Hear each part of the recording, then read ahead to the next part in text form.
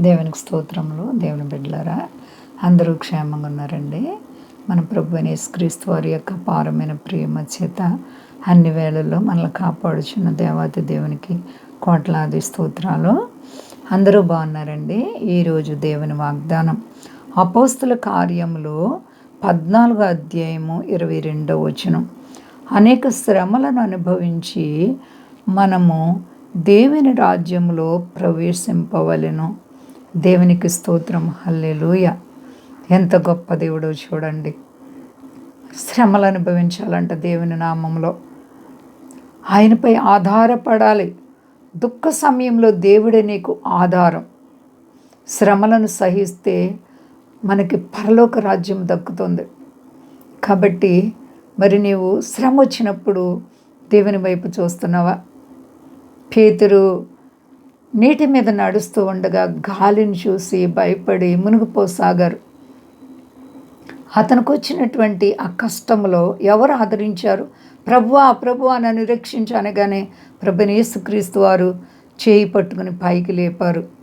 కాబట్టి అనేక శ్రమలను అనుభవించి మనము దేవుని రాజ్యంలో ప్రవేశించాలని దేవుని యొక్క వాక్యం చెప్తుంది. కష్ట సమయంలో దేవుడే నీకు ఆధారం. దేవుడు లేకుండా రక్షణ కూడా ఉండదు. నీకు రక్షణ నీకు కలగదు.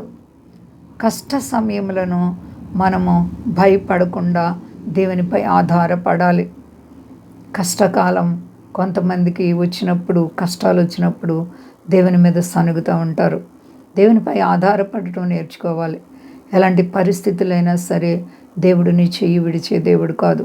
పేతురు మునిగిపోతుంటే చూస్తూ ప్రభువారు ఊరుకోలేదు, చేయి పట్టుకుని పైకి లేపారు.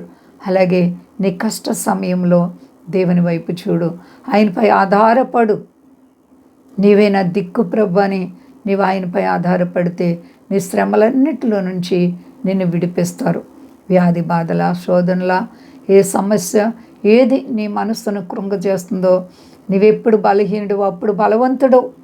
దేవుని బిడ్డగా నువ్వు జీవిస్తే నిన్ను ఆయన బలపరుస్తారు. ఎప్పుడు కూడా కృంగే పని లేదు. పౌలు గారికి ఎన్నో శోధనలు వచ్చినప్పుడు ఆయన దేవునిపై ఆధారపడ్డారు. దేవుడు విడవలేదు. కాబట్టి నీవు కూడా దేవాది దేవునిపై ఆధారపడు. కష్ట సమయాల్లో దేవునికి నీవు మరి లోబడాలి. అప్పుడే దేవుడిని కష్టాల నుంచి, దుఃఖాల నుంచి విడిపిస్తారు. భయపడకండి. అంతా క్షేమంగా ఉన్నారండి. ప్రార్థించుకుందాం. ప్రేమ నమ్మకమైన మా తండ్రి, నువ్వెంత గొప్ప దేవుడో ప్రభువా. అవును తండ్రి, నాయన నీతి నిమిత్తంగా హింసింపబడేవారు ధన్యులు అంటున్నావు.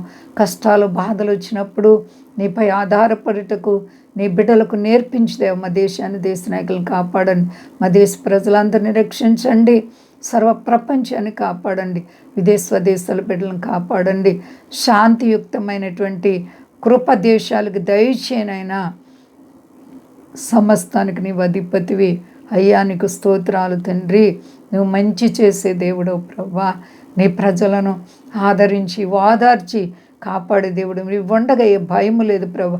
రోగులను స్వస్థపరిచి, చక్కర్లో ఉన్న వారికి తీర్చి, రుణ బాధలు ఉన్న వారికి విడిపించి మహిమ పొంది శక్తి కలిసేనామని అడుగుతున్నాను తండ్రి. ఆమేన్.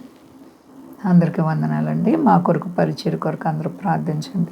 ప్రభువారు మిమ్మలను, మీ బిడ్డలను, మీ కుటుంబాలను దీవించి ఆశీర్వదించును గాక. ఆమేన్.